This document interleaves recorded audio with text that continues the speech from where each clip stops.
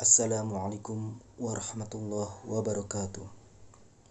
Alhamdulillah, alhamdulillahilladzi sadaqana wa'dah wa awrathana al-arda natabawwa'u minal jannati haitsu nasya fa ni'mal ajrul 'amilin.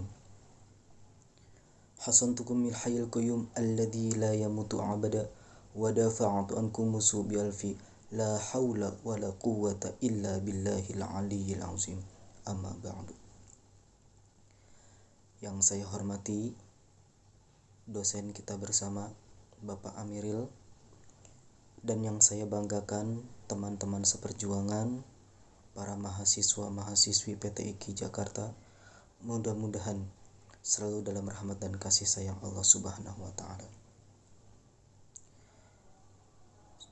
Puji beserta syukur marilah kita panjatkan kehadirat Allah Subhanahu wa Ta'ala yang telah memberikan kita berbagai macam kenikmatan, di antaranya nikmat iman, nikmat Islam, serta nikmat sehat walafiat, sehingga kita masih diberikan kesempatan oleh Allah Subhanahu wa Ta'ala untuk menikmati hidup dan kehidupan di dunia yang fana ini. Salawat teriring salam semoga selalu tercurahkan kepada paduka alam kita yang mulia, junjungan kita Kangjeng Nabi Allah Muhammad sallallahu alaihi wasallam, kepada keluarganya, kepada sahabatnya, dan insya Allah kepada kita sekalian yang selalu mengikuti jejak serta sunnah beliau sampai hari kiamat. Amin amin ya rabbal alamin.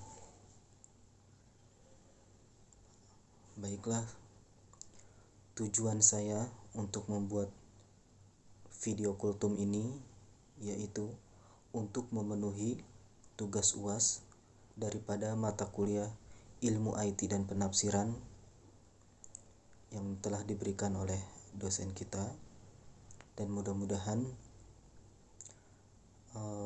tugas ini bisa menjadikan hal yang begitu berharga buat saya, dan mudah-mudahan membuat pengalaman tersendiri untuk saya. Baiklah, adapun tema yang akan saya ambil pada kesempatan kali ini yaitu tentang berbakti kepada kedua orang tua kita. Kenapa kita harus berbakti kepada kedua orang tua kita?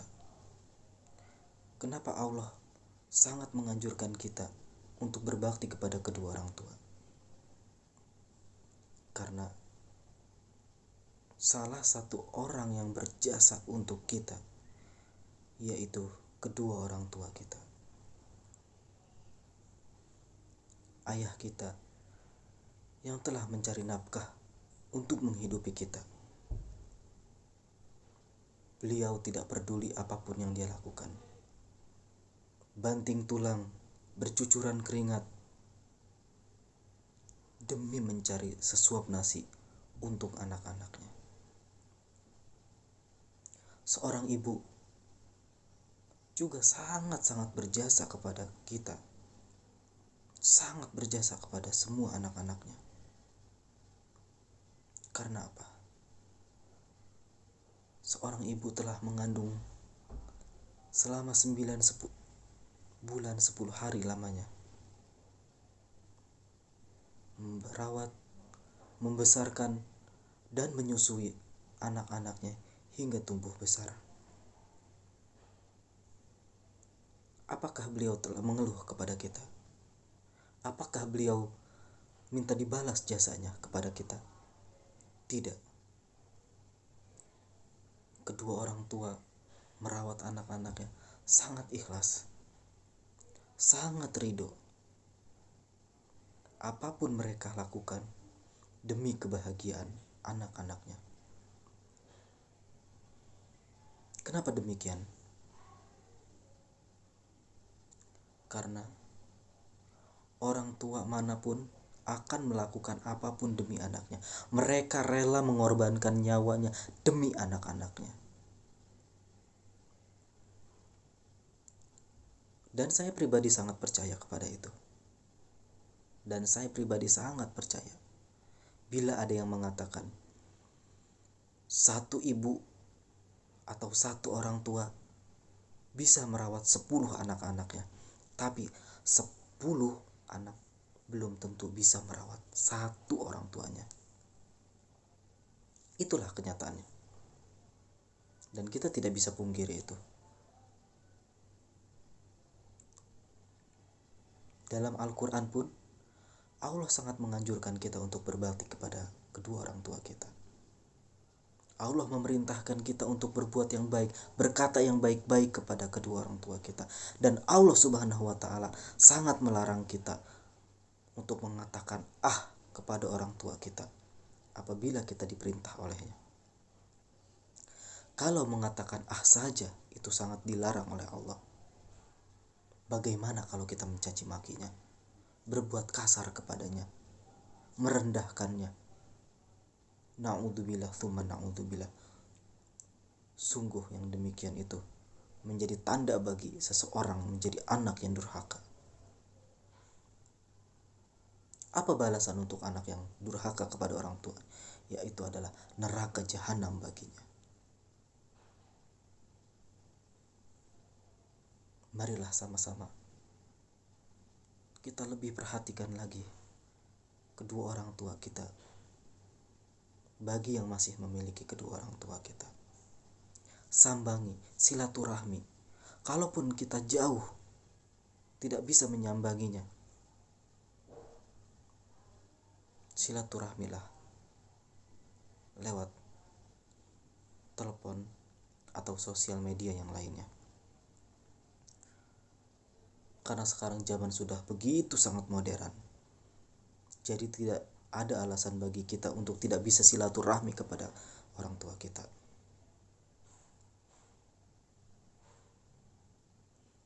Dan bagi yang sudah tidak ada orang tuanya, datangi pusaranya.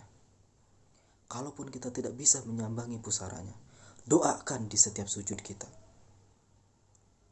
Doakan di setiap waktu yang ada pada kita. Walaupun cuma sebatas surat Al-Fatihah, tapi itu bisa mengangkat derajat orang tua kita yang telah tiada di sisi Allah Subhanahu wa Ta'ala. Karena doa anak yang soleh atau soleha itu tidak akan terputus sampai orang tua kita meninggal, dan itu menjadi syafaat untuknya. Dan dalam hadis Nabi pun mengatakan, al-jannatu tahta aqdamil ummahat. Surga itu berada di bawah telapak kaki ibu. Kenapa demikian? Kenapa surga berada di bawah telapak kaki ibu? Karena ibu sangat-sangat berjasa, sangat-sangat istimewa. Karena seseorang yang bertanya kepada Rasulullah SAW, ia bertanya kepada Nabi, siapa yang harus ia muliakan? Siapa yang harus ia hormati? Nabi menjawab, ibumu, ibumu, ibumu sampai 3 kali. Dan yang keempat, baru Nabi menjawab ayahmu. Kenapa seorang ibu bisa istimewa sampai 3 kali Nabi menyatakan namanya untuk dihormati? Karena 3 hal yang perlu kita ketahui. Yang pertama, seorang ibu itu bisa mengandung, tapi seorang ayah tidak bisa mengandung.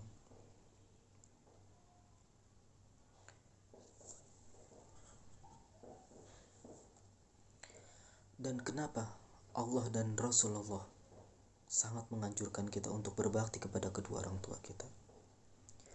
Karena memang kita sudah sepantasnya untuk berbakti kepada kedua orang tua kita sebagai anak. Karena kita telah dibesarkan, telah dirawatnya, dan beliau telah mencukupi kehidupan kita. Jadi sudah sepantasnya kita untuk berbakti kepada beliau, menghormati, menjunjung tinggi.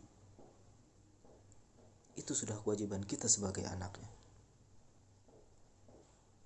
Karena setiap orang tua itu sangat-sangat menyayangi anak-anaknya. Apapun akan merela lakukan demi anak-anaknya. Mereka tidak peduli cacian, makian, atau apapun, hina, rendah, atau apapun. Mereka tidak perlu peduli dan akan dilakukan demi anak-anaknya.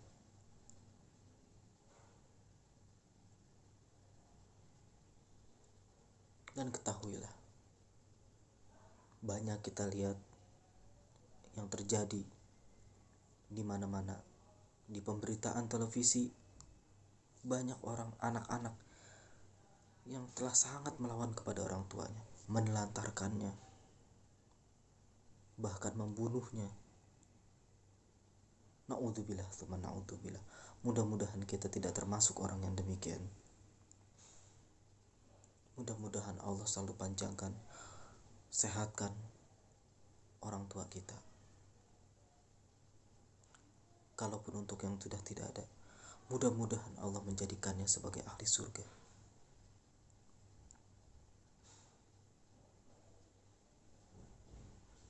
Dan kenapa seorang ibu begitu sangat mulia, sampai Nabi pun saat ada yang bertanya siapa yang harus dihormati, sampai 3 kali menyebutkan nama ibu, dan yang keempat baru ayah. Kenapa? Karena 3 hal yang perlu kita tahu. Yang pertama, yang bisa dilakukan oleh seorang ibu dan tidak bisa dilakukan seorang ayah. Yang pertama adalah seorang ibu bisa mengandung, tapi seorang ayah tidak bisa. Seorang ibu bisa melahirkan. Yang kedua, seorang ibu bisa melahirkan, tapi seorang ayah tidak bisa melahirkan. Yang ketiga, seorang ibu bisa menyusui, tapi seorang ayah tidak bisa menyusui. Mudah-mudahan ada manfaatnya. Mungkin ini saja yang saya sampaikan. Kurang dan lebihnya saya mohon dibukakan pintu maaf yang seluas-luasnya. Kalau ada kata-kata yang salah maupun kurang tersusun, saya mohon dibukakan pintu maaf. Yang salah itu semata-mata dari kebodohan saya, dan yang benar itu semata-mata datangnya dari Allah Subhanahu wa Ta'ala. Akhir kalam, billahi taufik wal hidayah. Wassalamualaikum warahmatullahi wabarakatuh.